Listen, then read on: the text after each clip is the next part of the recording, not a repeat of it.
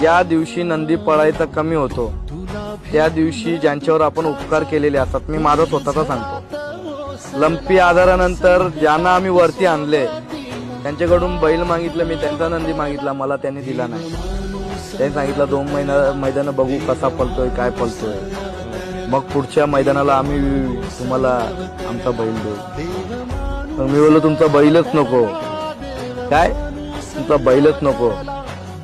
मग मी माझ्या मित्राला फोन केला, पिंटू भाऊ मोडकला, मला बैल पाहिजे. मी 5-6 जणांना फोन केला, बैलासाठी नाकारलाय आपल्याला.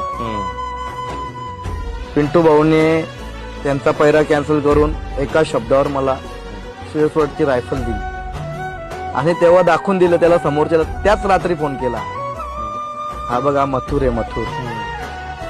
तिथं वडकीचं एक चांगलं पारितोषिक घेतलं हिंद केसरी. त्याच मैदानाला मी बोललो.